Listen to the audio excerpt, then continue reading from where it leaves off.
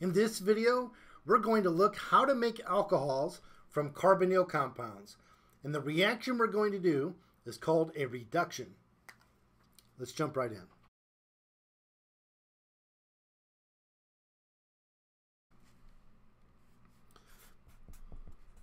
You might remember from Gen Chem, reactions called redox reactions or oxidations and reductions. The good news is these are a little simpler to do in organic chemistry, I think, than they were when you first learned them in general chemistry. So in organic chemistry, oxidations tend to be those reactions which make more carbon-oxygen bonds. And reductions are those which make fewer carbon-oxygen bonds.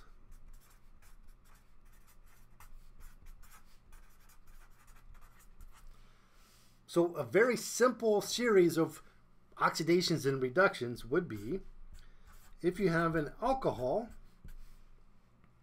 let's pick one.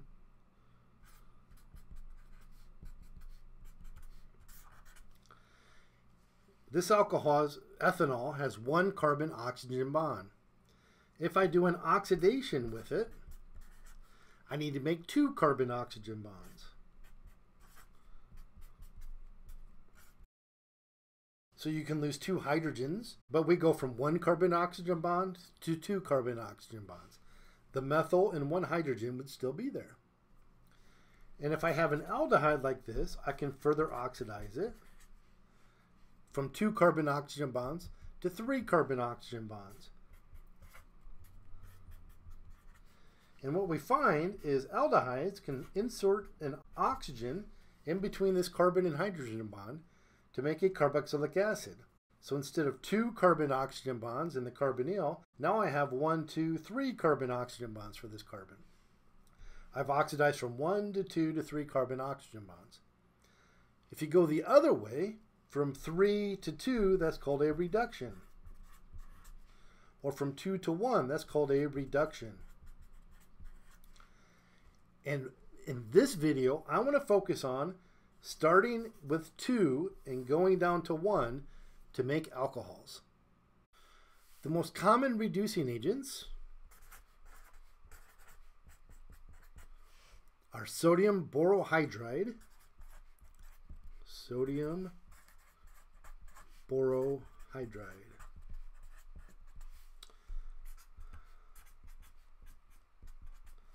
and lithium, aluminum hydride, also called LAH. So LAH, lithium aluminum hydride, or sodium borohydride, both of these are sources of hydride, hydrogen that's a negative hydrogen, a lone pair of electrons on it, negative hydride. So whenever I see NaBH4 or LiAlH4, the H4 part should remind us that we're dealing with hydrogen reducing agent, hydrides. Now the difference between these two, this one is weaker and this is strong. In fact, LAH is so strong that it's actually killed people before who weren't careful enough with it. So it's something we need to be very careful with. It's a very strong reducing agent. You don't want this stuff to touch water. You want to be very careful with it. So LAH is strong and sodium borohydride is the weaker one. Let's look at some carbonyl reactions with these to see how they work. Now you'll remember carbonyl reactions. Sometimes carbonyls have a good leaving group on them and sometimes they don't. If they're carbon groups, those are bad leaving groups. Hydrogens are bad leaving groups. So there's a previous video you can go back and watch. I'll link to it here. There's another video where I talk about all of these carbonyl reactions and how to think through them. But we'll just do a few of them. I want you to remember that if these are bad leaving groups, if they're carbons or hydrogens, they're good leaving groups if you see a chlorine on there, or if you see an ester, an O something.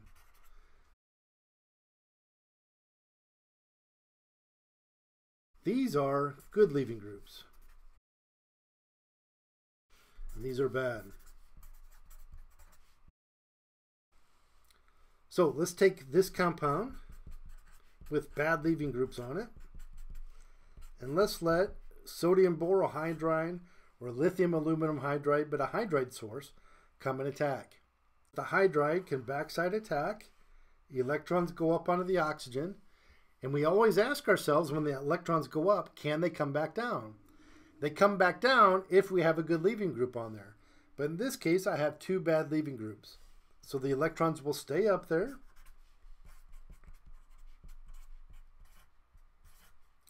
Have a negative now on that oxygen. And this hydrogen that attacked is now on this carbon. The reactants will stay like this in the beaker or the flask until I quench with acid and water. That negative will grab the H plus and it makes an alcohol.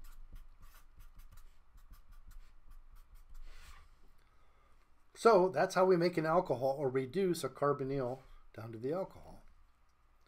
Let's do the same thing, but instead of an aldehyde, let's start with a ketone.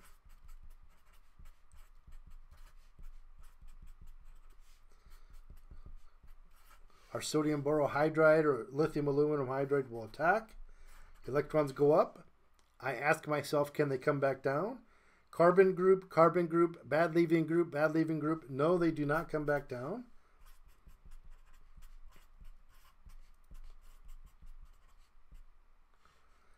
Now this hydrogen is attacked my carbon. It stays like this until I quench with acid to make my final alcohol.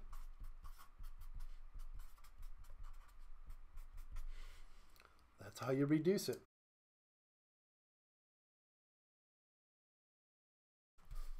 Let's try to reduce a compound like this.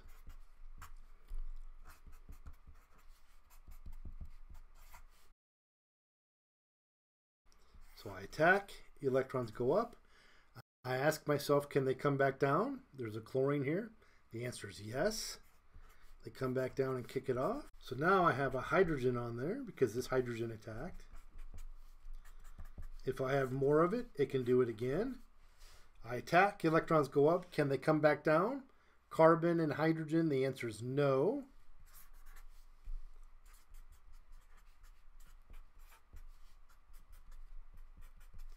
And then I quench with acid.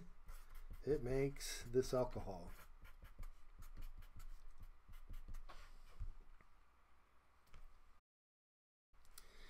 If I attack an ester, put an ethyl on this oxygen. I attack, electrons go up. Can they come back down? Bad leaving group. Oh, good leaving group, yes. It comes back down and kicks that off. So now on my carbonyl, I don't have this OET anymore, but I do have this hydrogen. If I have another one, it can attack, electrons go up. Can it come back down? Bad leaving group, no.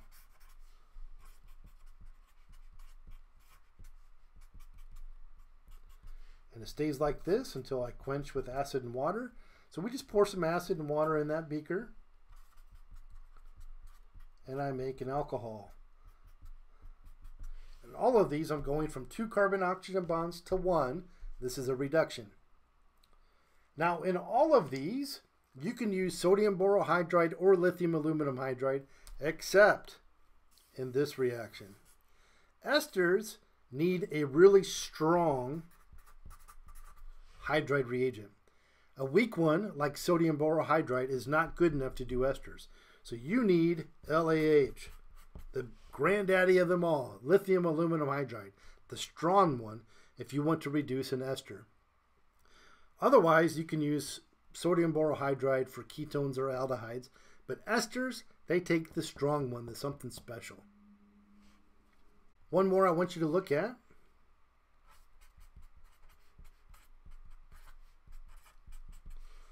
Like esters, carboxylic acids also don't work with weak reducing agents. You need to use a very strong one like LAH. And we won't go through the whole mechanism, but if I use a very strong reducing agent, I go from 3 carbon-oxygen bonds to 2 carbon-oxygen bonds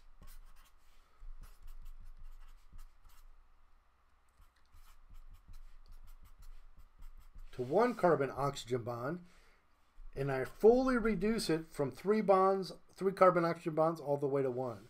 So you can reduce carboxylic acids too with plenty of LAH. There is one other reducing agent, hydrogen with a catalyst called Raney Nickel. And the hydrogen is broken apart, goes onto the nickel metal, and can attack across a double bond, 2 at a time. So you can have something like a carbonyl. Let's put R's on here. You can have hydrogen and Raney Nickel. And these 2 hydrogens will add across that double bond. And it would go from 2 carbon-oxygen bonds to 1. That's a reduction. The thing about hydrogen and Raney Nickel, it doesn't only do carbonyls, but it will do any other double bond in my molecule as well. So if I have enough hydrogen and Raney Nickel,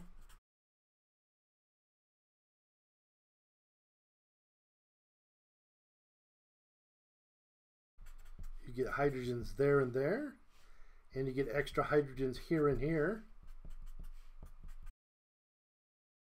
So even regular carbon-carbon alkene double bonds become single bonds. So hydrogen and Raney Nickel can do reductions, but it can also take regular carbon-carbon double bonds and make them single bonds. Hey, I hope that's helpful for learning reductions in order to take carbonyl compounds and turn them into alcohols. Remember, we have the weak sodium borohydride and the very strong lithium aluminum hydride, but hydrogen and Raney Nickel can also take all of those double bonds and turn them into single bonds. I hope that's a simple explanation for reductions. And hey, if you have a moment, subscribe to the channel, like the video, and leave me a comment down in the comment section.